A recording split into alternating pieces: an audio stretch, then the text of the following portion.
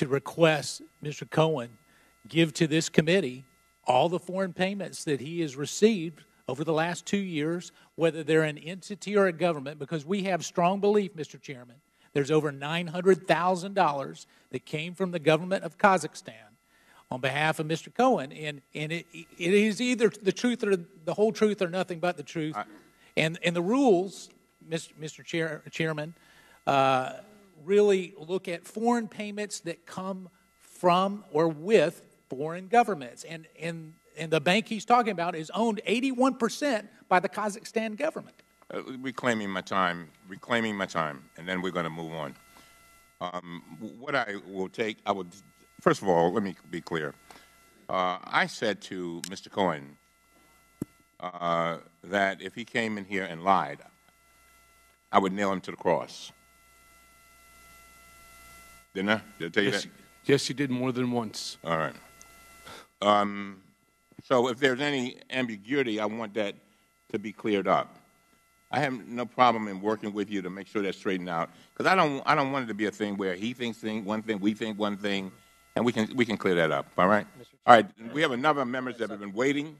But just on that subject, Mr. Chairman, I don't think we should limit it just to the BTA Bank, which has the affiliation with Kazakhstan. I think we should also look at Korea Aerospace Industries, one of his other clients, and any other client that's foreign that may have some connection to that respective country's government. I hope him and his attorneys look at all those and we get the form exactly right as Mr. Meadows wants. Reclaiming my time, we will take that certainly under advisement. I'm a man of my word. We will work with you and see what we can do to come up with that. I don't think that it's an unreasonable request. Mr. Garner. Hello? Garner? Yes, yeah. Mr. Cohen, I want to focus my questions on the smoking gun document you have provided this committee. This document is compelling evidence of federal and state crimes, including financial fraud. You provided this committee with a check from President Donald J. Trump's revocable trust account, which is marked as Exhibit 5B. It is a check for $35,000, and it is dated March 17, 2017, after the President took office. It's right now on the screen. Do you see it, sir? Yes, sir. To be clear, the Trump revocable trust is the trust the President set up to hold his assets after he became President. Is that correct? I believe so. Do you know why you were paid from the trust as opposed to the President's personal account? I don't know the answer to that. Did you think it was odd that he paid you once from his personal account and then he's paying you through the scheme of a trust? I'll be honest, I was just happy to get the check. Today you testified that the check was signed by Donald Trump Jr. and the Trump Organization CFO, Alan Weisselberg. Is that correct? That is correct. According to the criminal charges against you, you sent monthly invoices containing false information to an individual identified as Executive 1. Weisselberg is Executive 1, correct? Yes. The criminal charge against you then states that Executive 1 forwarded your invoice to someone referred to as Executive 2. Presumably, Donald Trump Jr., who's signing this check, is Executive 2, correct? I believe so. As federal prosecutors laid out in their criminal charges, payments like this check resulted in numerous false statements in the books and records of the Trump Organization. And it's important for the American public to understand this. Nothing to do with collusion. This is financial fraud, garden variety financial fraud. It was disguised as a payment for legal services to you. But this was not a payment for legal services, was it, Mr. Cohen? No, sir. It could give rise to serious state and federal criminal liability if a corporation is cooking its books. Based on your testimony today, Donald Trump Jr. and Alan Weisselberg directed this payment to you and approved this payment. Is that right? Mr. Trump initially acknowledged the obligation, the debt. Myself and Alan Weisselberg went back to his office, and I was instructed by Alan at the time that they were going to do this over 12 installments. And what he decided to do then was to have me send an invoice, in which case they can have a check cut. And then, yes, the answer would be yes to your follow-up. And Donald Trump Jr. obviously signed off on this. Yes, well, it would either be Eric Trump Donald Trump Jr. and or Alan Weisselberg, but always Alan Weisselberg on the check. And you think Executive 2 is Donald Trump Jr.? Yes. They knew that this payment was false and illegal, correct? I can't make that conclusion. You told Representative Kelly that the president was aware of this scheme. Is that correct? That's correct. I just want the American public to understand the explosive nature of your testimony in this document. Are you telling us, Mr. Cohen, that the president directed transactions in conspiracy with Alan Weisselberg and his son, Donald Trump Jr., as part of a criminal conspiracy of financial fraud? Is that your testimony today? Yes. And do you know if this criminal financial scheme that the president, Alan Weisselberg, and Donald Trump Jr. are involved in is being investigated by the Southern District of New York? I'd rather not discuss that question because it could be part of an investigation that's currently ongoing. But I just want the American public to understand that solely apart from Bob Mueller's investigation, there is garden variety financial fraud. And your allegation and the explosive smoking gun document suggests that the president, his son, and his CFO may be involved in a criminal conspiracy. And isn't it true, Mr. Cohen, that this criminal conspiracy that involved 4 people, that there's only one person so far who suffered the repercussions, and that's why you're in jail? We'll be going to jail, yes. There are 3 other people, though, who were equally involved in this conspiracy. Is that true? It is true. Thank you, Mr. Cohen. I yield back my time. Thank you very much, Mr. Gomez. Thank you, Mr. Chair. Mr. Cohen, I'm going to tackle the president's tax returns. During the 2016 campaign, you said you personally wouldn't, quote, allow him to release those returns until the audits are over, unquote. For the record, nothing prevents individuals from sharing their own tax returns, even while under audit by the IRS. Mr. Cohen, do you know whether President Trump's tax returns were really under audit by the IRS in 2016? I don't know the answer. I asked for a copy of the audit so that I could use it in terms of my statements to the press, and I was never able to obtain one. Okay. So do you have any inside knowledge about what was in the president's tax returns that he refused to release? I do not. Can you give us any insight into what the real reason is that the president has refused to release his tax returns? Statements that he had said to me was that what he didn't want was to have an entire group of think tanks that are tax experts run through his tax return and start ripping it to pieces, and then he'll end up in an audit, and he'll ultimately have taxable consequences, penalties, and so on. So that's an interesting point, that basically he said he didn't want to release his tax returns because he might end up in an audit. So could you presume from that statement that he wasn't under audit? I presume that he's not under audit. And the reason why I bring this up, because I'm also the only Democrat on this committee that also serves on the Committee of Ways and Means. It's the chief tax writing committee in the House of Representatives. And it's the only committee in the House of Representatives that has jurisdiction to request an American's tax returns. And that includes the President of the United States. My constituents need to know whether the president has financial ties that are causing him to protect his own bottom line rather than the best interests of this country. Can he be blackmailed because of his financial and business ventures, including by foreign governments? And I know the opposition is the first thing they're going to ask or say is that he released his financial disclosure forms. But I believe that there's other things we can learn from his taxes. Do you have any idea what we can learn in his tax returns if we actually we got our hands on them? No, I've seen them. I just have never gone through them. They're quite long. Quite long. One of the things I also find ironic is that the way they're kind of attacking you is to undermine your credibility is one of the ways, is by saying that you committed bank fraud and tax evasion. And the reason why is a big deal is that it really goes down to a person's character when it comes to taxes. But yet the Republican minority has never asked to see his taxes, right? Something that for 40 years Democrats and Republicans alike have released their tax returns to prove to the American people that they didn't have financial interests that would be leverageable by a foreign government. But this minority refuses to ask for his tax returns. I also want to kind of go on. I'm noticing a pattern. About the president and those in his inner circle.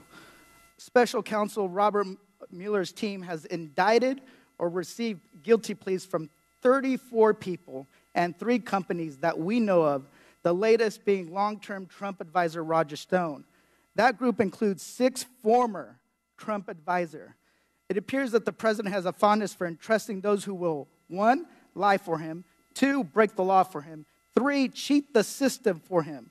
Essentially, he wants to surround himself with people who are just like him. Would you agree with that statement?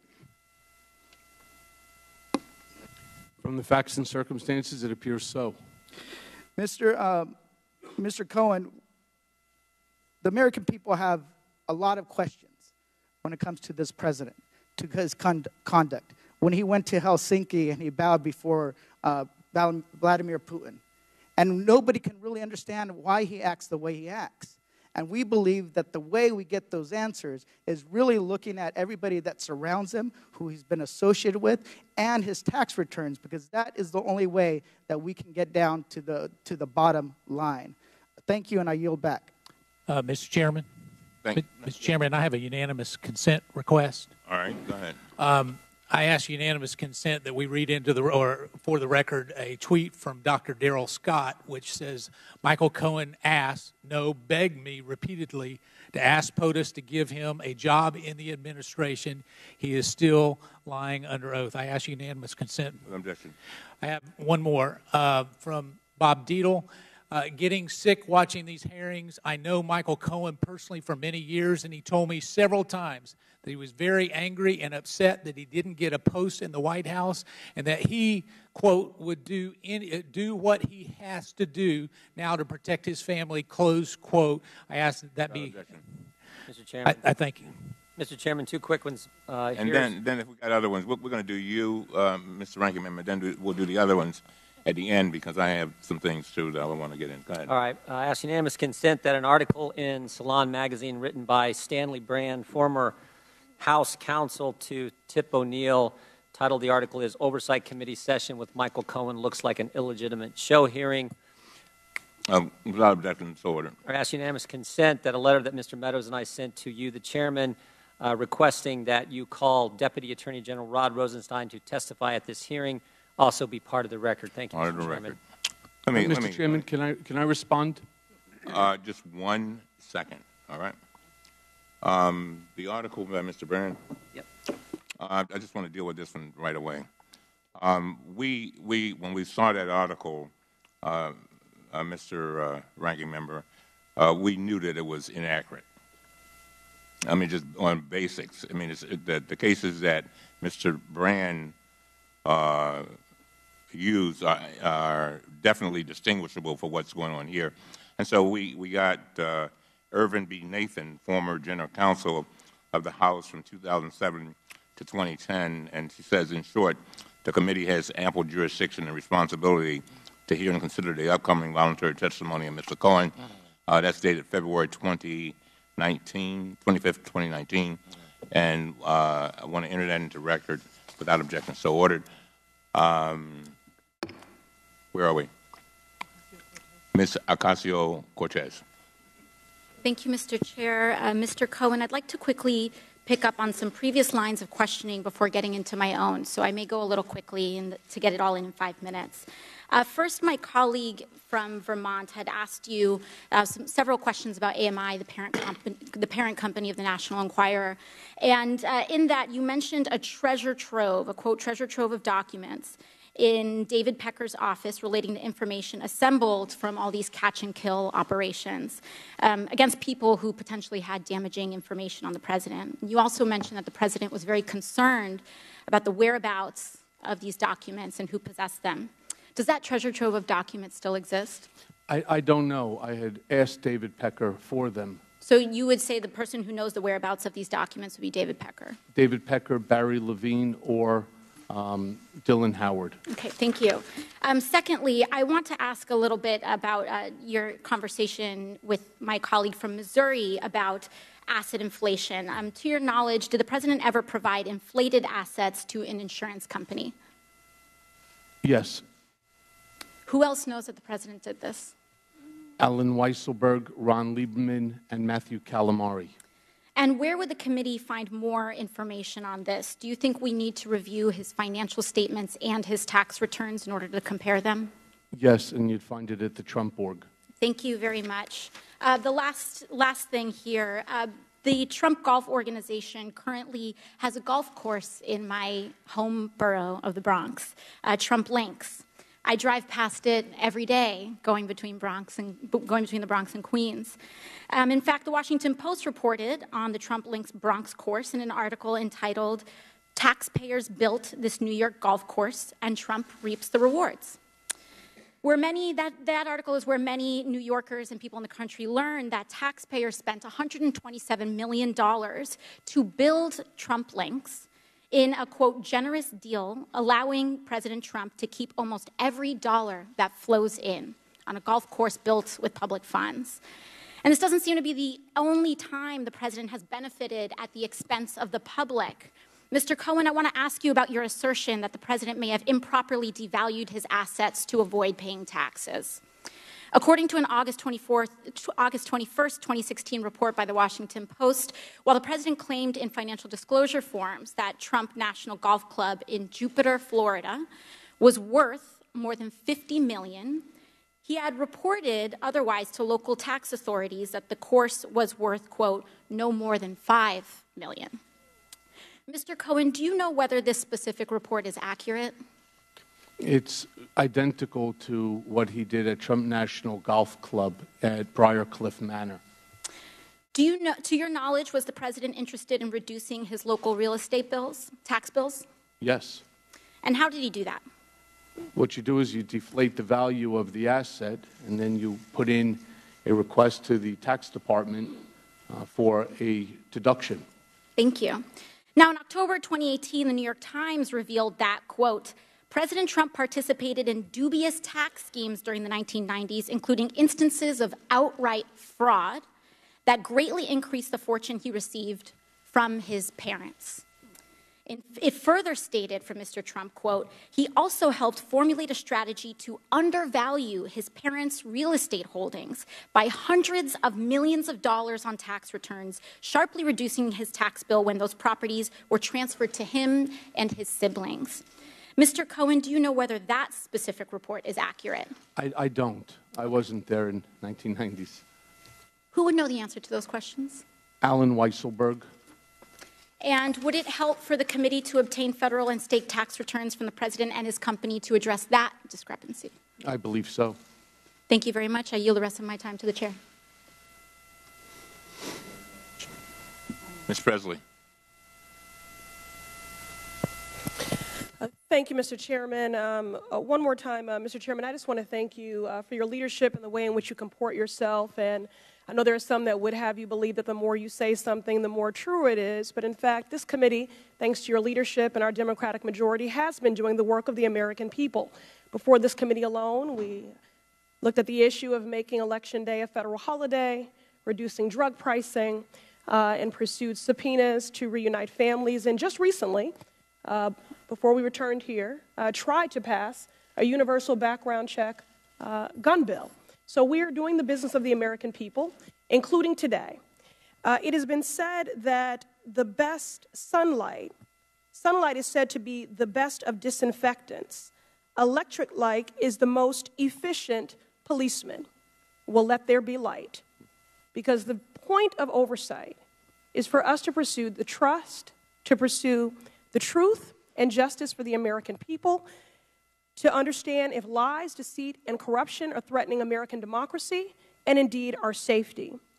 Mr. Chairman, charities should not be abused as personal piggy banks. It is both against the law and extremely unfair to charities that play by the rules.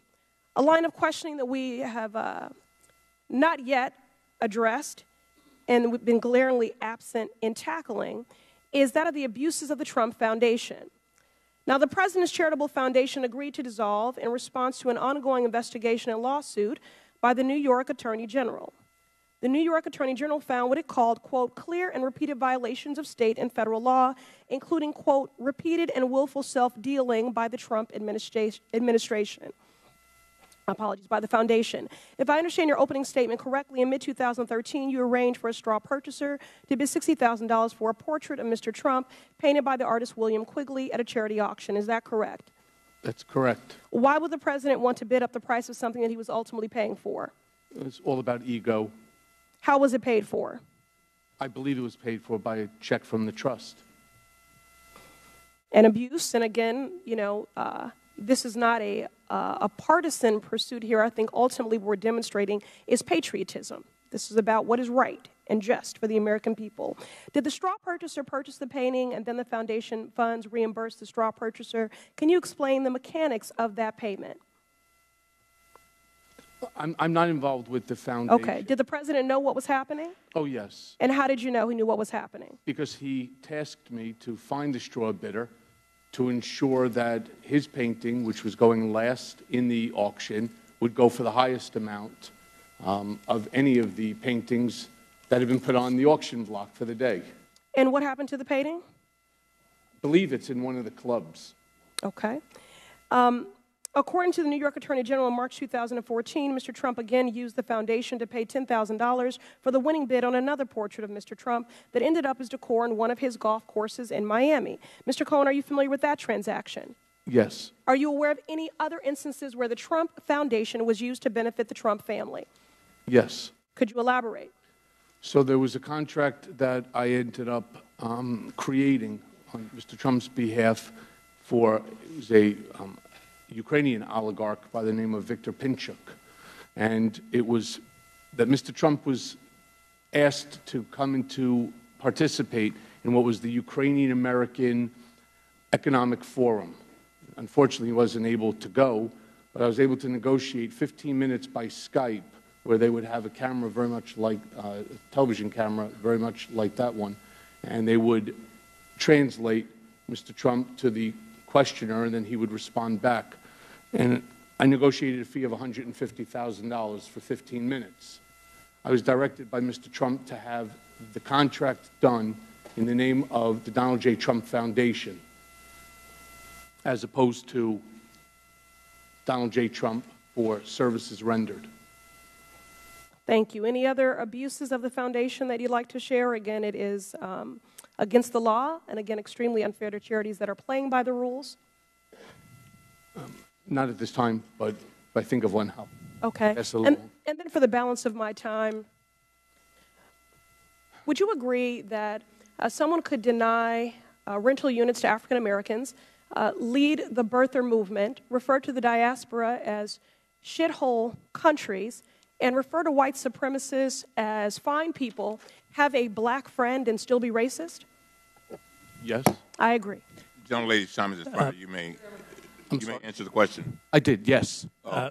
Mr. Chairman, I have two unanimous consent. Since we're finishing up, before we get done, I want to go ahead and. Okay, just give me 1 second. I just want yes, sir. I wanted to get to Mr. Talib, and then I'll come to you. Okay, Mr. Talib. I mean, they've been waiting here all day. Mr. Talib. Thank you, Mr. Chairman. Thank you, all of you, for centering this committee on our sole purpose is exposing the truth. And some of my colleagues can't handle the truth, and this is unfortunate because it's the center of what is protecting our country right now. The people at home are frustrated, Mr. Cohen, and they want criminal schemes to stop, especially those from the Oval Office. Mr. Cohen, I am upset and know that my residents feel the same way, that a man you worked for the past 10 years is using the most powerful position in the world to hurt our country solely for personal gain. We are upset that some of our colleagues here are so disconnected of what it means to have this President of the United States sending checks to cover bribe payments, not hush payments, bribe payments you made on his behalf. One in 2017 of March, and another August 2017 after he was sworn in as president. They are upset that while my colleagues are trying to discredit your testimony by some of your own unlawful acts and lies, that they are disconnected with the fact that you were the personal lawyer for this president of the United States, that this president chose you as his legal counsel. My stance has always been the same, Mr. Chairman, based on the facts, not on future reports that we're all waiting on. My residents back home don't need a collusion clause with a foreign government to know this president, individual one, has disregarded the law of the land, the United States Constitution, and that he has misused his pardon powers. In the sentencing memo, Mr. Cohen, filed by the federal prosecutors in New York in December of last year, they stated, quote, in particular, and as Cohen himself has now admitted, with respect to both payments, he acted in coordination with and at the direction of individual one. Mr. Cohen, as you know, President Donald J. Trump brand comes first, not the American people. Based on what you know now, based on what we know now, is that individual one used his money, businesses, and platform to enrich himself, his brand, and then the process directed you, Mr. Cohen, to commit multiple felonies, and you covered it up, correct? That's correct. You called it protecting his brand, correct? And him as well. Mr. Cohen, with this, do you think the President of the United States is making decisions in the best interest of the American people? No, I don't. Especially those you said that he used horrible words about, like African Americans, Muslim Americans, and immigrants? Yes. Just to make a note, Mr. Chairman, just because someone has a person of color, a black person working for them, does not mean they aren't racist. And it is insensitive that some would even say it's the fact that someone would actually use a prop, a black woman, in this chamber, in this committee, is alone racist in itself. Donald Trump is setting a precedent. Mr. Chairman, I ask that her words be taken down. Donald Trump is setting a precedent. I reclaim my time. Mr. Chairman, Donald Trump is setting a precedent Mr. that Chairman, the highest office can be attained Mr. Chairman, the rules are clear. Activity. Cover up and hold on to business assets to break campaign finance laws and constitutional clauses. What we have here, Mr. Chairman, is criminal conduct in the pursuit of the highest public office by Mr. Cohen and individual one. I hope that the gravity of this situation hits everyone in this body, the court report, and in Congress and across this country. Thank you, Mr. Chairman. I yield the rest of my time. Mr. Chairman, I ask that her words, when she's referring to an individual member of this body, be taken down and stricken from the record. I'm sure she didn't intend to do this, but if anyone knows my record as it relates, it should be you, Mr. Chairman. Chairman, I would like to... Hold on. I want the words read back. No. We want to know exactly what she said about a colleague. Excuse me. Would you like to rephrase that statement, Ms. Tlaib? Thank you, Mr. Chairman. I can actually read it from here. Just to make a note, Mr. Chairman, that just because someone has a person of color, a black person working for them, does not mean they are racist. And it is insensitive that someone would even say racist, say it is racist in itself, and to use a black woman as a prop to prove it otherwise. And I can submit this for the record. If a colleague is thinking that that's what I'm saying, I'm just saying that's what I believe to have happened. And if, as a person of color in this committee, that's how I felt at that moment, and I wanted to express that. But I am not calling the gentleman, Mr. Meadows, a racist for doing so. I'm saying that in itself, it is a racist act. Well, I hope not, Mr. Chairman, because I need to be clear on this particular. Mr. Chairman. Mr. Meadows, wait a minute. I've defended you with false accusations. Mr. Meadows, I'm the chair. Yes, sir, you are. Thank you. Right. I will clear this up. Now, Ms. Tlaib, I want to make sure I understand.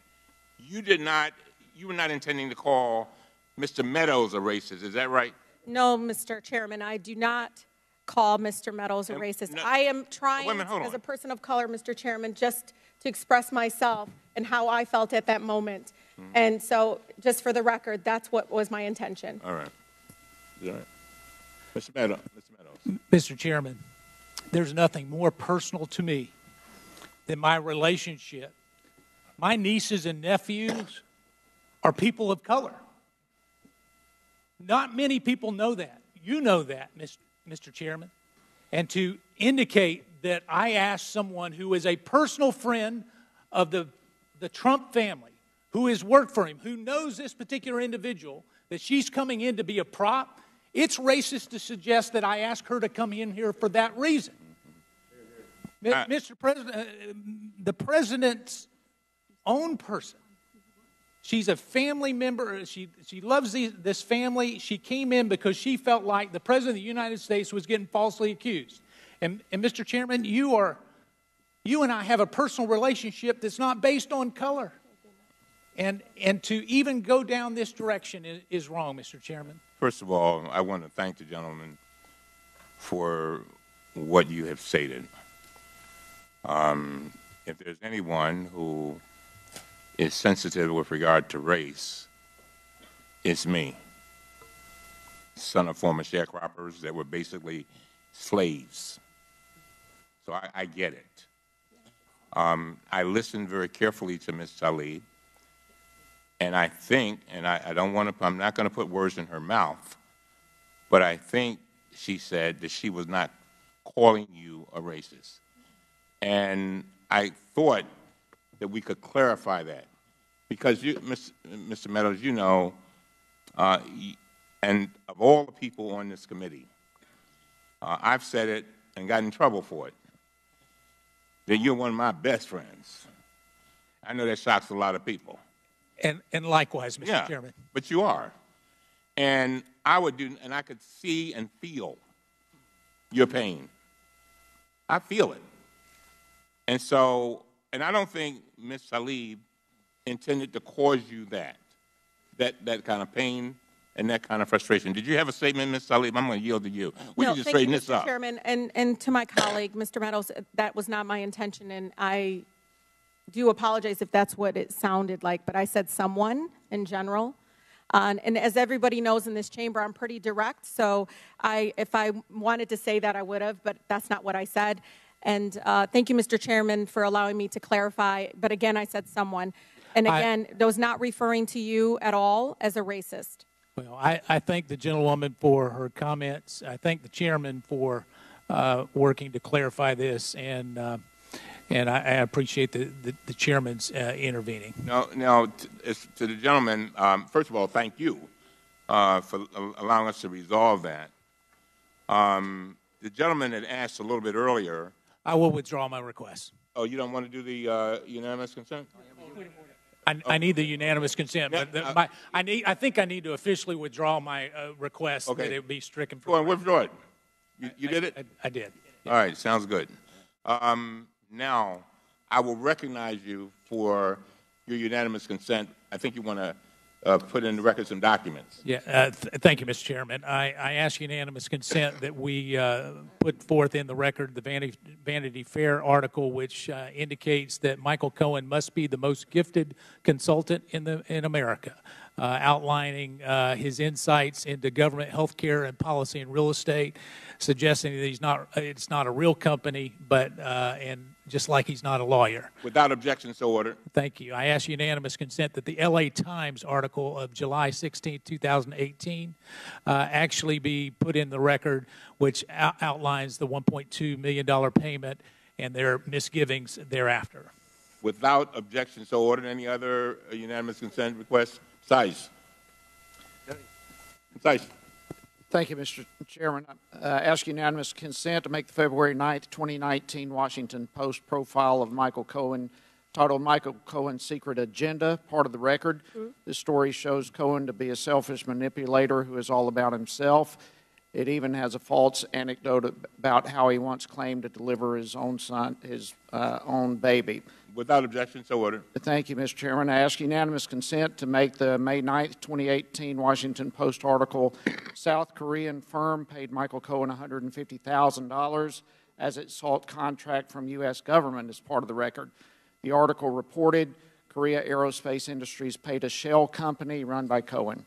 Without objection, so ordered. Thank you, Mr. Chairman. I ask unanimous consent to make Michael Cohen's sentencing statement to the Southern District of New York part of the record. The statement establishes that Michael Cohen continues to falsely blame his crimes on blind loyalty to the President, but only Cohen is to blame for his many false statements to financial institutions and the IRS. Without objection, so ordered. I ask unanimous consent to make the August 20th, 2018 CNN article, Fed Scrutinizing Michael Cohen's Former Accountant and Bank Loans, part of the record. Cohen's accountant was subpoenaed to appear before a grand jury and required a lawyer. In his sentencing memo, prosecutors said Cohen attempted to blame his tax evasion on his accountant. Without objection, so ordered. Two more, real quickly. Sure. Ask unanimous consent to make the February 26, 2019 order filed by the Appellate Division of the State of New York regarding disciplinary proceedings against Michael Cohen, part of the record. This order, which proactively applies starting February 28th, establishes Cohen committed a serious crime and ceased being an attorney when he was convicted of lying to Congress. Without objection, so ordered. And finally, Mr. Chairman, I ask unanimous consent to make the July 26, 2018 Washington Post article, Michael Cohen secretly recorded Trump. Does that make him a bad lawyer? Part of the record. The article describes potential ethical violations of a lawyer, Cohen, recording his client, Trump, without the client's knowledge. Without objection, so ordered. Mr. Norman. Thank you. Thank you, Mr. Chairman. I ask unanimous consent to make the January 18, 2019 Huffington Post article, 11 tweets from the fake fan account, Stud, Michael Cohen paid to fawn over him, part of the record. The account is described as a place for women who love and support Michael Cohen. Strong pit bull, sex symbol, no nonsense, business oriented, and ready to make it. Without objection, so ordered. Mr. Roy. Thank you, Mr. Chairman. I would ask unanimous consent to make the April 20th, 2018 article in Mother Jones titled Michael Cohen Says He's Never Been to Prague. He Told Me a Different Story, part of the record. Without objection, so ordered. Thank you, sir. That's it. Very well. Scott and I have some concluding remarks. But before I do that, do you have anything you'd like to say? Yes, Mr. Chairman, I would. Mm-hmm. I have some closing remarks I would like to say myself. Is this an appropriate time? You can do it now. Thank you. So first I want to thank you, Chairman, because I appreciate the opportunity to share some final thoughts. I have acknowledged I have made my own mistakes, and I have owned up to them publicly and under oath. But silence and complicity in the face of the daily destruction of our basic norms and civility to one another will not be one of them. I did things and I acted improperly, at times at Mr. Trump's behest. I blindly followed his demands. My loyalty to Mr. Trump has cost me everything. My family's happiness, friendships, my law license, my company, my livelihood, my honor, my reputation, and soon my freedom. And I will not sit back, say nothing, and allow him to do the same to the country. Indeed, given my experience working for Mr. Trump, I fear that if he loses the election in 2020, that there will never be a peaceful transition of power. And this is why I agreed to appear before you today. In closing, I'd like to say directly to the President, we honor our veterans even in the rain. You tell the truth even when it doesn't aggrandize you. You respect the law and our incredible law enforcement agents. You don't villainize them. You don't disparage generals, Gold Star families, prisoners of war, and other heroes who had the courage to fight for this country. You don't attack the media and those who question what you don't like or what you don't want them to say. And you take responsibility for your own dirty deeds. You don't use your power of your bully pulpit to destroy the credibility of those who speak out against you. You don't separate families from one another or demonize those looking to America for a better life. You don't vilify people based on the God they pray to, and you don't cuddle up to our adversaries at the expense of our allies. And finally, you don't shut down the government before Christmas and New Year's just to simply appease your base. This behavior is churlish, it denigrates the office of the President, and it's simply un-American. And it's not you. So to those who support the President and his rhetoric, and his rhetoric as I once did. I pray the country doesn't make the same mistakes that I have made or pay the heavy price that my family and I are paying. And I thank you very much for this additional time, Chairman. Thank you very much. The ranking member has a closing statement. Thank you, Mr. Chairman.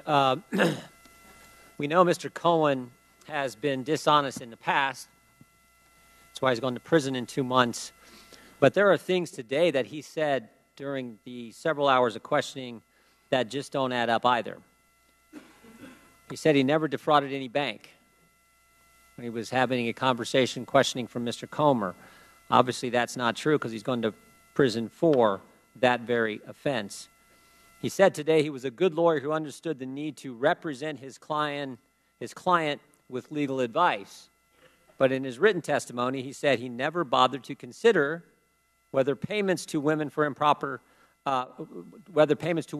improper, much less the right thing to do. He attested in his signed truth and testimony form that he did not have any reportable contracts with foreign government entities. Earlier, he admitted to having consulting agreements with at least 2 foreign entities owned in part by foreign governments, BTA Bank of Kazakhstan and Korea Aerospace Industries of South Korea. He said to Chairman Cummings that Donald Trump directed him and the Trump Organization CFO Alan Weisselberg to, quote, go back to his office and figure out how to make the $130,000 payment.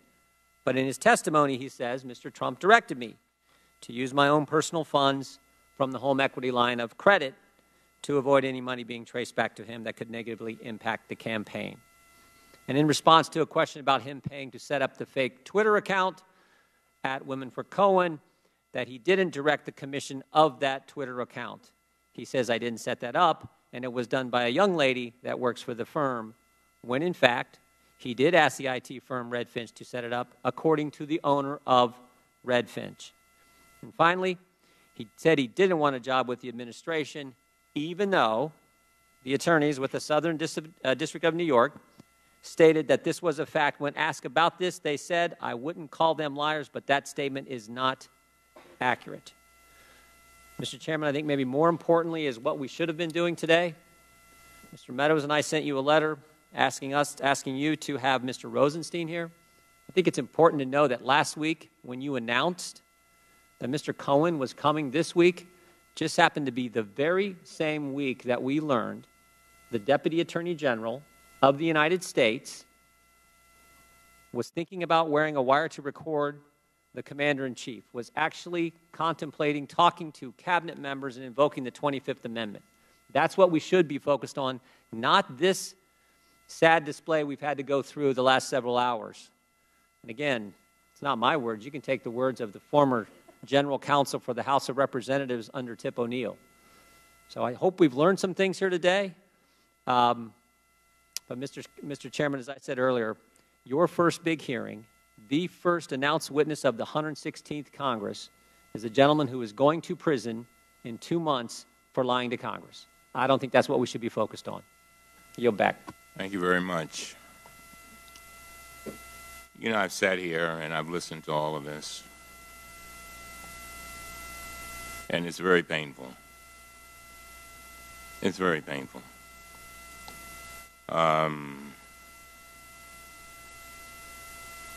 You made a lot of mistakes, Mr. Cohen, and you've admitted that.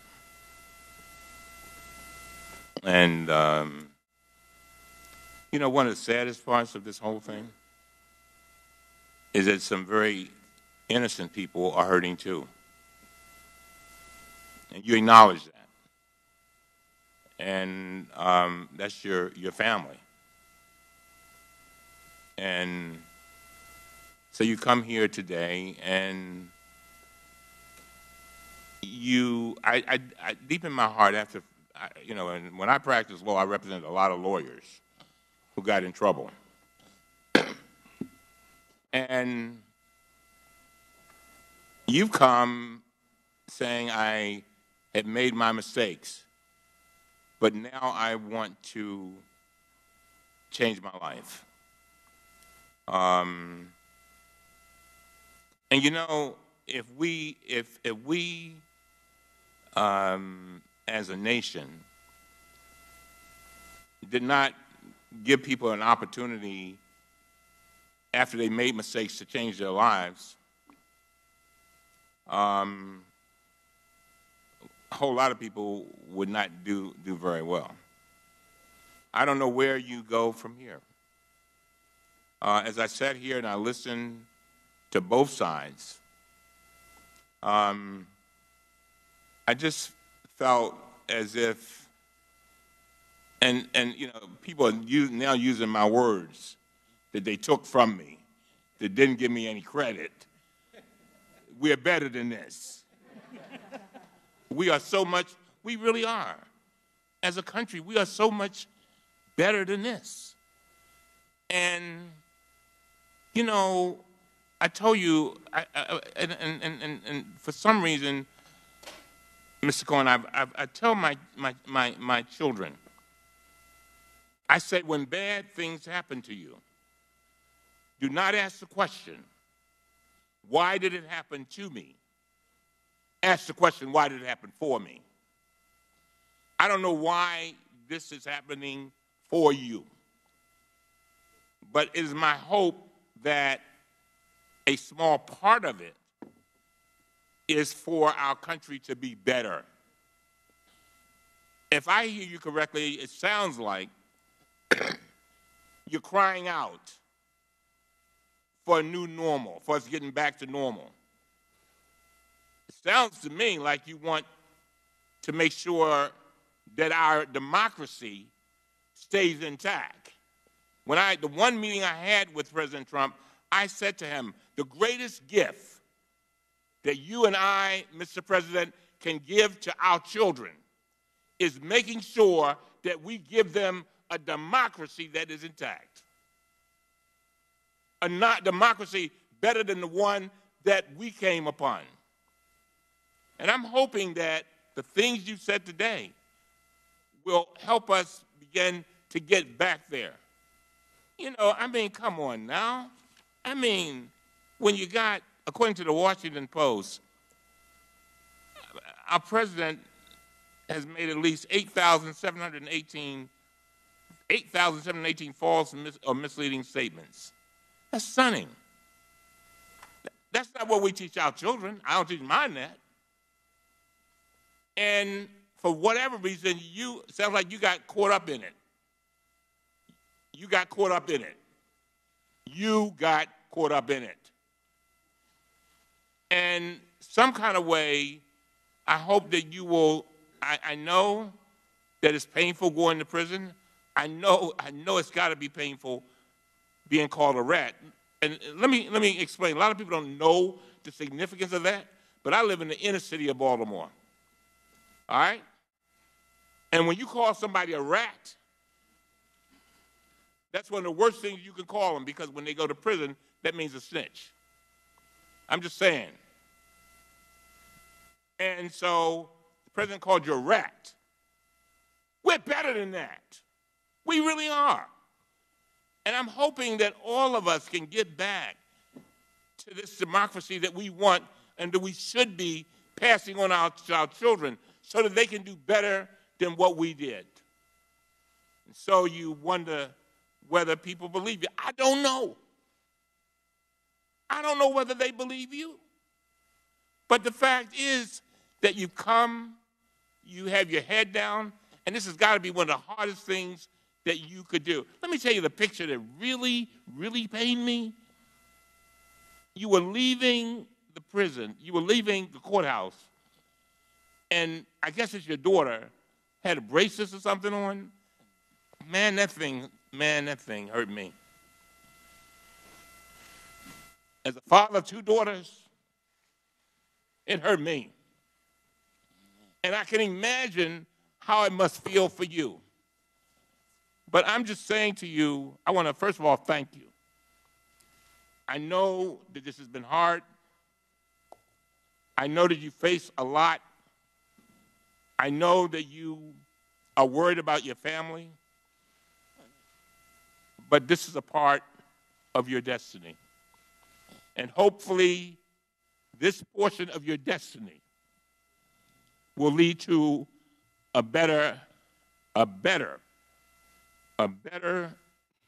Michael Cohen, a better Donald Trump, a better United States of America, and a better world. And I mean that from the depths of my heart.